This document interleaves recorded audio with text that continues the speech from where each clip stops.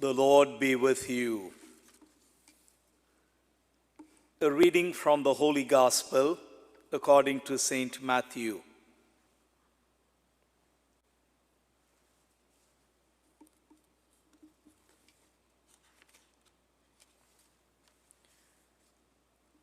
The book of the genealogy of Jesus Christ, the son of David, the son of Abraham. Abraham became the father of Isaac, Isaac the father of Jacob, Jacob the father of Judah and his brothers. Judah became the father of Perez and Zerah, whose mother was Tamar. Perez became the father of Hezron, Hezron the father of Ram, Ram the father of Abinadab. Abinadab became the father of Nahshon, Nahshon the father of Salmon, Salmon the father of Boaz, whose mother was Rahab. Boaz became the father of Obed, whose mother was Ruth. Obed became the father of Jesse, Jesse the father of David the king. David became the father of Solomon, whose mother had been the wife of Uriah. Solomon became the father of Rehoboam, Rehoboam the father of Abijah, Abijah the father of Asaph. Asaph became the father of Jehoshaphat, Jehoshaphat the father of Joram, Joram the father of Uzziah. Uzziah became the father of Jotham, Jotham the father of Ahaz, Ahaz the father of Hezekiah, Hezekiah became the father of Manasseh, Manasseh the father of Amos, Amos the father of Josiah. Josiah became the father of Jeconiah and his brothers at the time of the Babylonian exile. After the Babylonian exile, Jeconiah became the father of Shealtiel, Shealtiel the father of Zerubbabel, Zerubbabel became the father of Abiud, Abiud became the father of Eliakim, Eliakim the father of Azor, Azor the father of Zadok. Zadok became the father of Akim, Akim the father of Eliud, Eliud the father of Eleazar, Eleazar became the father of Matan, Matan the father of Jacob, Jacob the father of Joseph, the husband of Mary. Of her was born Jesus, who is called the Christ. Now this is how the birth of Jesus Christ came about. When his mother Mary was betrothed to Joseph, but before they lived together, she was found with child through the Holy Spirit. Joseph became her husband, and Joseph her husband, since he was a righteous man, yet unwilling to expose her to shame, decided to divorce her quietly. Such was his intention when, behold, the angel of the Lord appeared to him in a dream and said, Joseph, son of David, do not be afraid to take Mary your wife into your home, for it is through the Holy Spirit that this child has been conceived in her. She will bear a son, and you are to name him Jesus, because he will save his people from their sins. All this took place to fulfill what the Lord had said through the prophet. Behold, the virgin shall be with child and bear a son, and they shall name him Emmanuel. The Gospel of the Lord.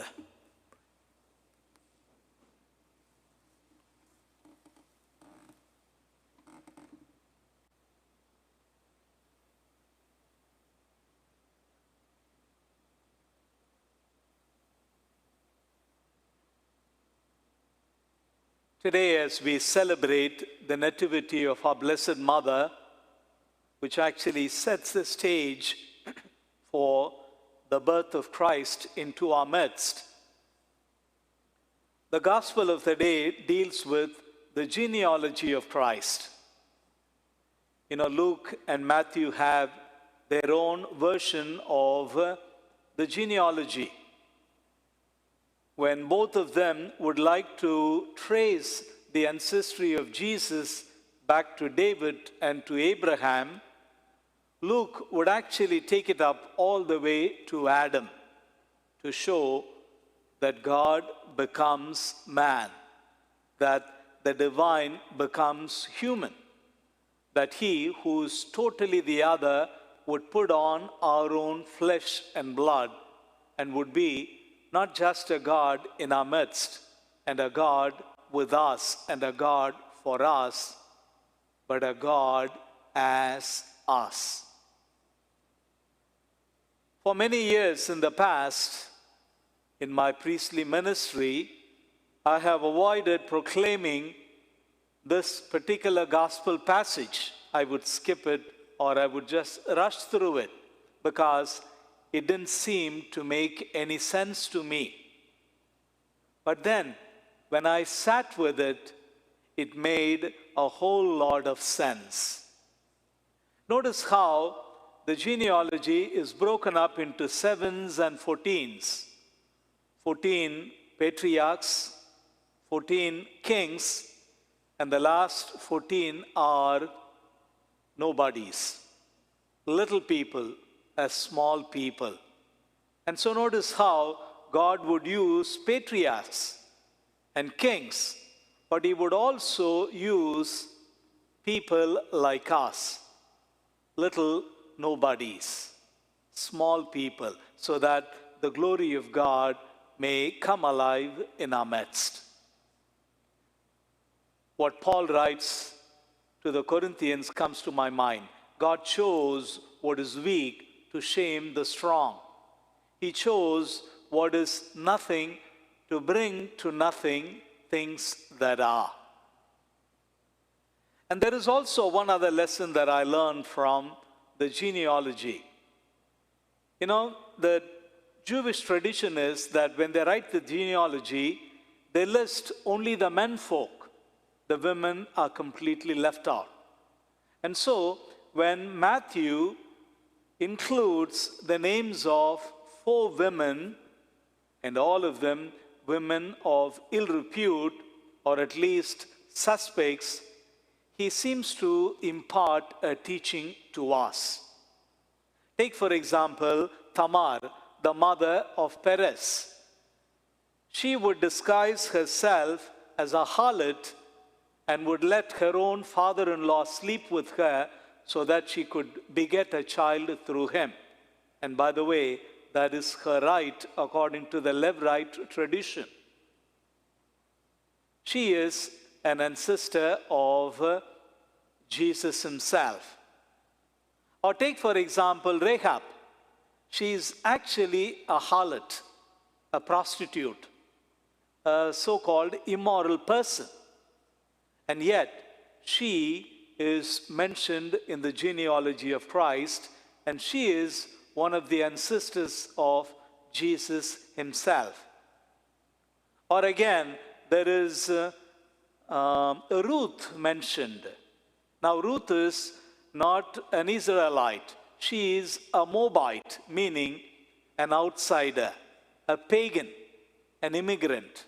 And yet, she comes into the promised land, settles in Bethlehem, and goes on to become the great-grandfather of David, the father of David. And finally, there is our Blessed Mother herself, who, because of a miraculous conception of a son, probably was also reviled at and ridiculed much and laughed at. And so, when Matthew mentions those 4 women of ill repute, he is probably setting the stage for our Blessed Mother's own virginal conception.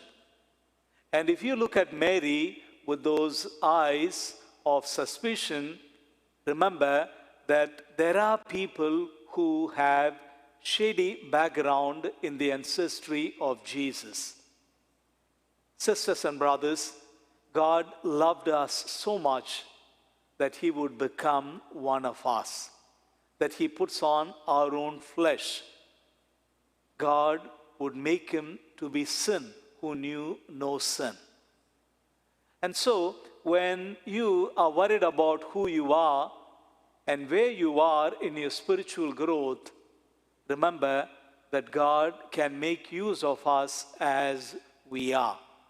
And so, as we go through this Eucharist, let's acknowledge our own dysfunctionality as a human race, as human families, and as individuals, and pray that you and I may learn the art and spirituality of cooperating with the grace of God that is at work in us.